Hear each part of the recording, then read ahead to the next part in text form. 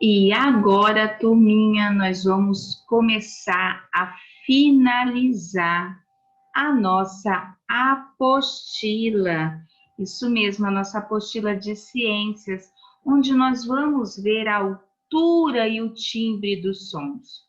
Mas antes disso, eu quero mostrar para vocês que lá no Piaget Mais Digital, peraí, vamos lá. No Piaget Mais Digital, vocês vão encontrar lá em Jogos Educativos um joguinho sobre a altura e o timbre dos sons. Então, vale a pena conferir este joguinho que vai te auxiliar na nossa atividade de hoje. Combinado? Então, vamos lá. Depois de caminhar por alguns minutos, finalmente Zeca chegou à casa do Massaro. Olá, Zeca, você demorou para chegar. Enquanto você não chegava, estávamos ouvindo diferentes sons para o nosso trabalho escolar. Acabamos de ouvir uma voz grave. Voz grave? O que Massaro quis dizer com voz grave? O que você acha que é uma voz grave? Anote aí. A voz, a nossa voz, é o principal som que nós, seres humanos, produzimos por meio das pregas vocais. Tem gente que fala cordas vocais. O som da voz de algumas pessoas é mais grave, ou seja, grosso, e de outras mais agudo, fino. Grave e agudo são termos importantes quando a gente fala da altura do som, que é produzido por qualquer fonte sonora. Grave é quando é mais baixo, agudo é quando é mais alto. O que determina se o som é agudo ou grave é a frequência da vibração das ondas sonoras. Então, olha só, você vai fazer essa atividade junto com o papai e com a mamãe.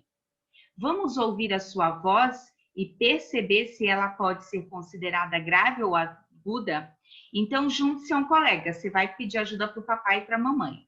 De frente para ele, você vai pronunciar devagar uma frase qualquer. Pode ser assim, ó, eu te amo. E aí, você vai colocar, se você acha que a sua voz é aguda, ou seja, fina e alta, ou grave, grossa e baixa. E você vai colocar o porquê. Depois, no exercício número 3, você vai conhecer a diferença entre os sons graves e agudos. Nós temos aqui vários instrumentos musicais. Você vai colocar aí, se esse instrumento, ele tem um som grave, você vai colocar a letrinha G e A para agudo. Aí você vai me perguntar, mas Pro, como que eu vou saber? Então é hora de você pegar aí, que você é muito curioso, procurar aí na internet o som de todos os instrumentos e você vai ouvir o som desses instrumentos. E aí você vai colocar se ele é grave ou agudo. Então, quando a gente ouve uma música, apenas somos capazes de diferenciar os sons, as notas musicais, da mesma altura, grave e aguda, e a intensidade, então, forte ou fraca. Então, quando a gente escuta os sons, a gente vê a altura, se ela é grave e aguda, a intensidade, se ela é forte ou fraca. Produzidos por fontes sonoras diferentes, como aqui o teclado, a gaita e o violão, por causa do timbre desses instrumentos. A nota musical do dó, tocada no teclado, ela tem um som muito diferente da nota dó, tocada na gaita ou no violão. Isso vai significar que esses instrumentos possuem timbres diferentes. Então, que tal você comprovar o que foi dito acima?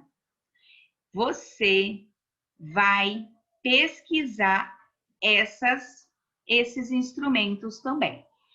O que está pedindo para a gente fazer no número 4, nós não iremos fazer, porque nós tínhamos que passear pela escola. E, infelizmente, não dá. Então, Zeca, Massaro e Elias ficaram muito felizes em conseguir fazer o trabalho pedido pela professora Fernanda.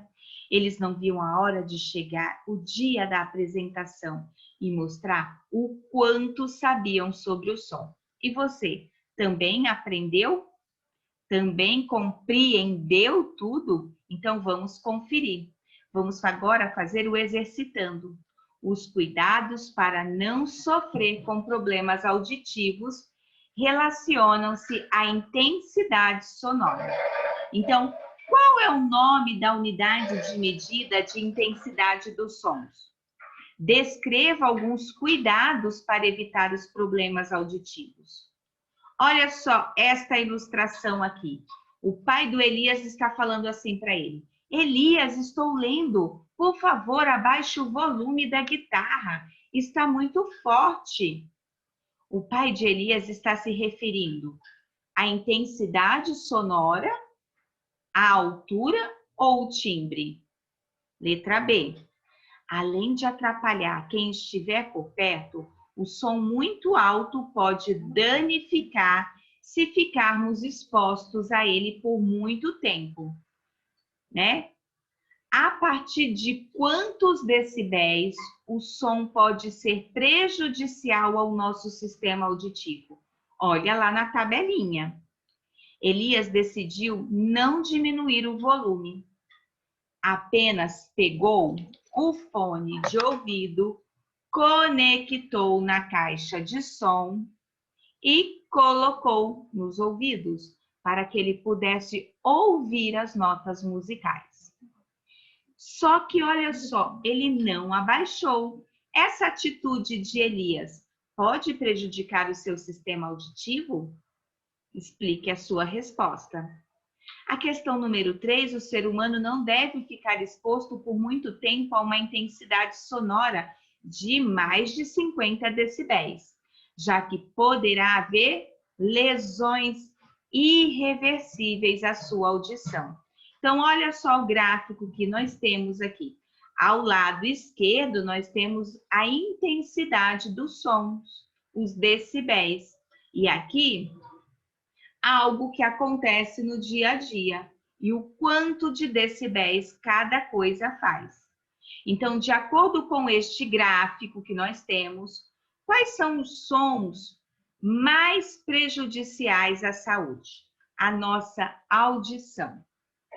Os aparelhos de sons portáteis com fones de ouvido chegam a mais de 110 decibéis.